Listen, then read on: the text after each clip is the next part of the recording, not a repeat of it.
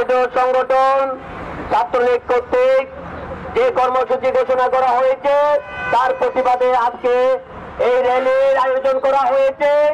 এই র্যালিতে 1 নং থেকে 9 নং ওয়ার্ড জঙ্গল সলিমপুর থেকে আগত আমার প্রাণপ্রিয় সবাইকে জানাচ্ছি সংগ্রামী শুভেচ্ছা। আজকে সীতাকুণ্ডের মাটিতে আমরা লাইম আসলাম চৌধুরীর পক্ষে সবাই ঐক্যবদ্ধ আছে ইনশাল্লাহ। আসলাম চৌধুরীর কোনো ভয় নাই। আসলাম ভাই আমাদের নেতা, আওয়ামী লীগের এখানে কোন ধরনের কর্মসূচি পালন করতে পারবে না। আসলাম ভাই ঘোষণা দিলে কর্মসূচি তো দূরের কথা, বাড়িতে থাকতে পারবেন না। কয়েকজন যারা বাড়িতে আছেন সাবধানে থাকবেন। কোন ধরনের অবৈধ কর্মসূচি পালন করার চেষ্টা করলে আপনাদেরকে জনগণ ছাড় দেবে না। আসলাম ভাইয়ের যখন জেলে ছিল আপনারা আসলাম ভাইয়ের ফাঁসি চাই এরকম মিছিল করেছিলেন এখান থেকে, এই জলিল স্টেশন থেকে।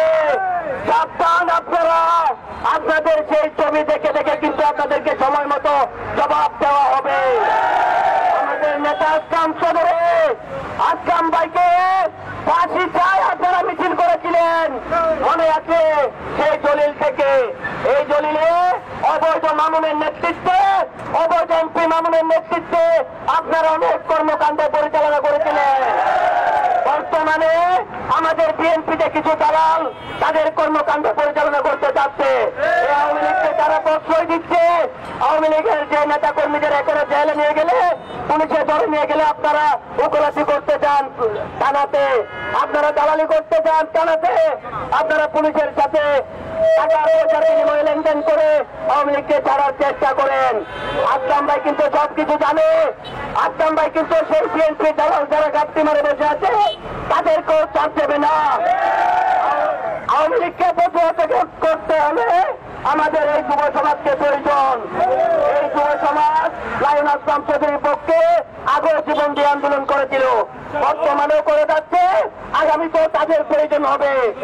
তাদেরকে কোনো ধরনের অবহেলা করতে পারবেন না। তারা কিন্তু নির্যাতিত, নির্যাতিতদেরকে সম্মান দেওয়ার জন্য আমাদের তারেক রহমান বলে দিয়েছে যোগ্য যারা যোগ্য নেতৃত্ব দিবে, যারা দলের দুঃসময়ের পাশে ছিল তাদের অগ্রাধিকার বেশি থাকবে। আজকের দিনে আপনারা তাদেরকে সন্ত্রাসী বলেন, আমরা ধিক্কার জানাই সেই সব বিএনপি নেতাদের যারা রাতের অন্ধকারে পাহাড়ে ছিল, যারা পুলিশের মায়ের উপর ছিল, শান্তিতে থাকতে দেয় না পুলিশ প্রশাসন, র্যাব প্রশাসন। আজকে আপনারা আমাদের ভাইকে সন্ত্রাসী বলেন, এরাই কিন্তু রাজপথ কাঁপিয়েছিল। আপনারা আওয়ামী লীগের পক্ষে মিছিল করেছেন,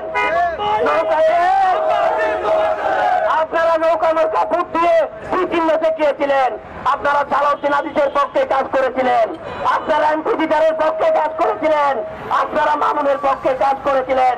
বর্তমানে সেই সব চাল আর চলবে না। এখন আমাদের নেতা আসলাম চৌধুরী আছে, উনি সব চুপকে সবকিছু দেখতেছে, সবকিছুরই পর্যালোচনা করতেছে। আমরা আসলাম ভাইয়ের জন্য জীবন দিতে প্রস্তুত আছে, প্রতিহত করতে আমরা প্রস্তুত।